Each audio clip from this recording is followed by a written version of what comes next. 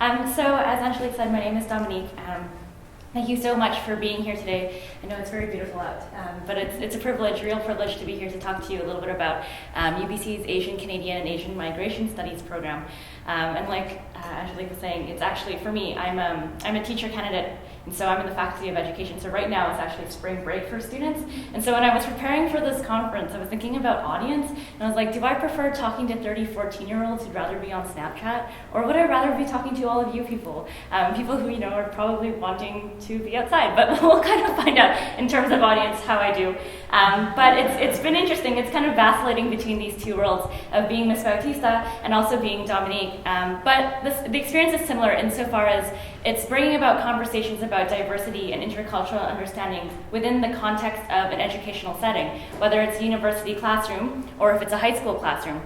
So today I'm going to be sharing to you about the work that the Asian Canadian and Asian Migration Studies program does here at UBC. It's also known as ACAM. And I'll be telling you stories because stories are a lot more fun. Who doesn't love stories? So just a show of hands. Hands up if you've ever heard of this program, ACAM, before? Any of you? Oh, good. That's more than I have imagined. Well, this program, actually, the story goes back to 1916. So that's where we're going to start. And I know that it says that we've been here since 1788, and that's just referring to the very first, the arrival of Asian Canadian presence here in North America. So 1916, which is the university's first graduating class, Faculty of Arts. And as you can see here, there were about 38 people who graduated from this particular class, and if you notice, about 17 of them are women. But most importantly, I want to draw your attention to Ms. Chitose Uchida, and she is one, if not, she's actually the only Asian in this graduating class, making her the very first Asian Canadian student to graduate from the university and the very first Japanese Canadian to be here at this university. So she was breaking all sorts of stereotypes. A woman, an Asian, just being at school. So quite the impressive kind of journey. Unfortunately, in 1942, as you all know, World War II broke out, and following the attack of Pearl Harbor, 21,000 Japanese Canadians were forced to leave their homes due to incarceration, and they were sent to prisoner of war camps. Most of them had their property confiscated by the Canadian government, and they lost everything except for what they could carry for them. And the same kind of sentiments traveled down here to the University of British Columbia. In this particular slide, you'll see that at the University, the UBC, the student newspaper, they were also in conversation about these issues about, quote unquote, the Japanese problem and the racialized state of the university. So students of Japanese descent at UBC were forcibly removed from the university and sent to these prisoner of war camps as well. Some of them were unable to complete their degrees just short of graduation. This disruption changed the course of UBC history and UBC students' lives forever. Ms. Uchida, who we just met, and her family would be part of these thousands of Japanese Canadians who were forcibly removed to their homes and sent to these camps. Ms. Uchida was sent to a camp in Lone Butte in the interior of British Columbia, and during this time, she used her training, her background in Bachelor's of Arts as an English student. She taught classes to students in a one-room schoolhouse, everyone crammed in there, and she was able to teach lessons in that way. So, what were we going to do about this injustice? Well, in 2008, Japanese-Canadian community member and former school teacher Mary Kitagawa, who's actually here today, wrote a letter to the university demanding that this historic injustice be addressed and that UBC take responsibility for their actions in racializing its students and forcing them out. So for them to take responsibility for denying certain students their right and access to an education, to take responsibility for a systemic racism. It took 3 years for a response. And in 2011, the UBC Senate approved 3 measures in response to Ms. Kitagawa's pleas. Japanese Canadian students would receive an honorary degree ceremony. The university would develop an undergraduate academic program to help educate future students about the shameful period in their history. And the library would also go ahead and preserve and honor the historical happenings of this time. So finally, a response worth celebrating. However, the university did not have records of students who had graduated or who had been incarcerated at that time. So over the course of that year, Mary and her husband Tosh worked tirelessly over the different time zones to conduct, reaching out to people across the Pacific Ocean in Japan, across Canada, trying to compile a list of names of these students. And they did so through word of mouth, through putting word out in advertisements, and just phoning people as well. And finally, they were able to create a list of 72 names of these particular Japanese Canadian students. So, in May 2012, UBC hosted a long-awaited graduation ceremony, granting honorary degrees to 61 students who were unable to complete their degrees, and 15 students who missed their graduation due to being in those camps had their original degrees reconferred.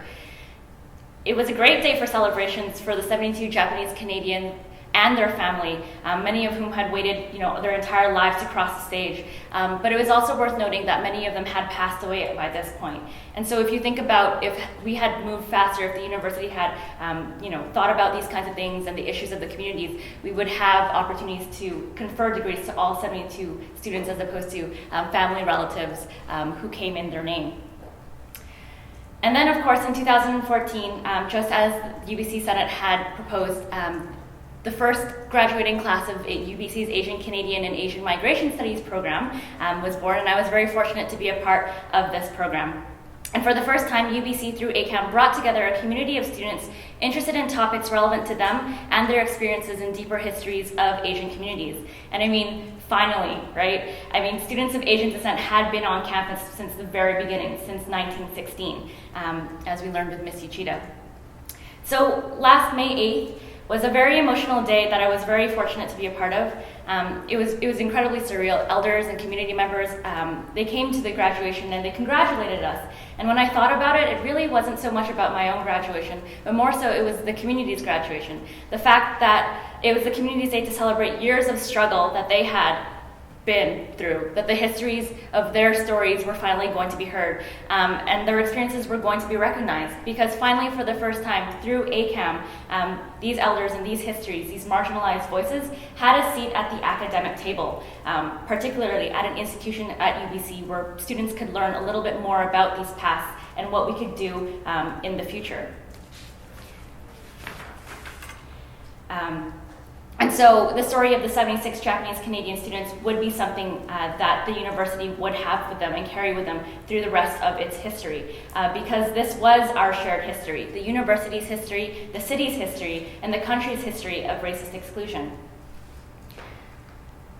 So, 100 years later, and here we are, 2015, 2016, and we're back right where we started, this time particularly with Miss Toste Uchida.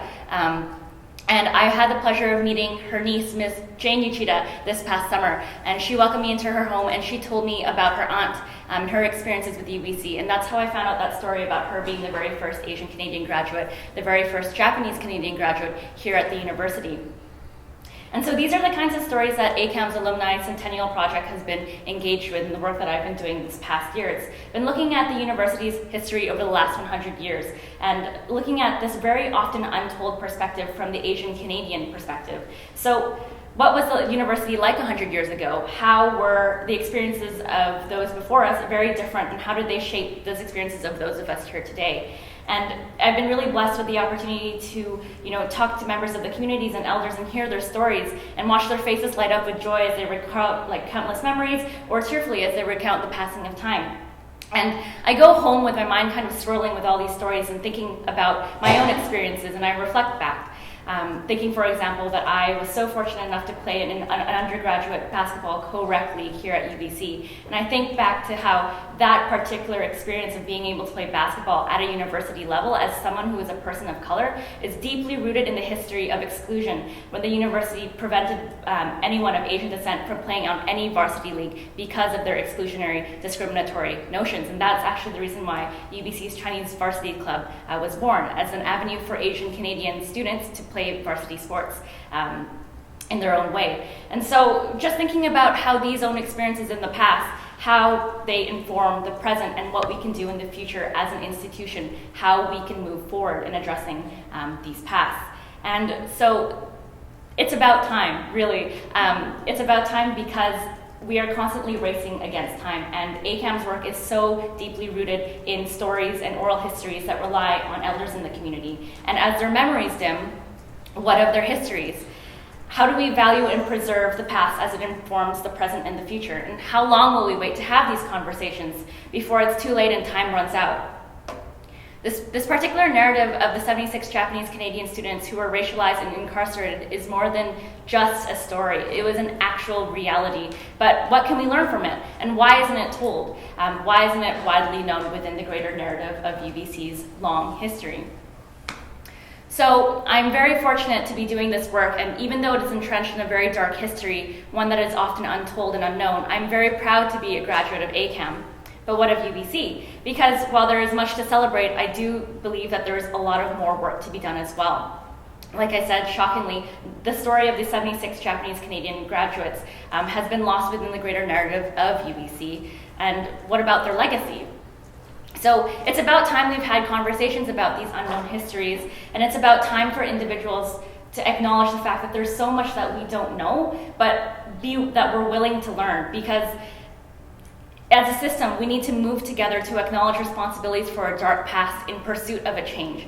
And it's about time that we learn from the last 100 years, because even though racism today on campus may not take form as the incarceration of our fellow peers or our peers being sent off to camps, it can happen in a completely different context.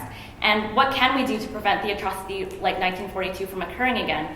Today, racism is incredibly complex, and it's also incredibly complicit, as the title of this conference denotes. And what we don't explicitly see does not necessarily mean that it's not present. Our ignorance does not make us innocent. So it's about time that we've had this conversation, UBC. It's about time we've had this space. And I wanted to close today by sharing with you just a little bit more about the program that ACAM supports and the kind of work it does. I hope it works. It's the trailer for the program. I'm just going to play it and find out a little bit more about the work that we do.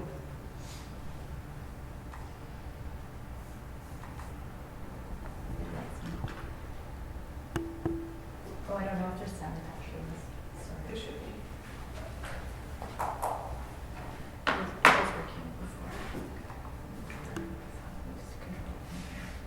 In 1942, 76 students of Japanese descent were forcibly removed from UBC at the outbreak of. In November 2011, UBC finally decided to acknowledge this injustice, and as part of the recognition of these students, the university approved the creation of an undergraduate education program that would acknowledge the long history of racism in Canada and ensure that these histories will never be forgotten. My name is Chris Lee, and I am the director of UBC's Asian Canadian and Asian Migration Studies program. I was in the audience in 2012 when the Japanese Canadian students of 1942 were honored. And what I learned from that moving event was that universities can in fact play a key role in addressing past injustice and educating future generations.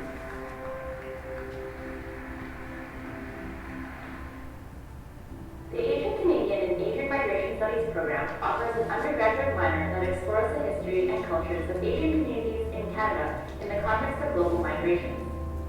Students who take this minor take courses from across the Faculty of Arts in the Humanities, Fine Arts, and Social Sciences. Students are also encouraged to integrate community-based research in their studies. I pursued ACAM in my own family, but the program is really meant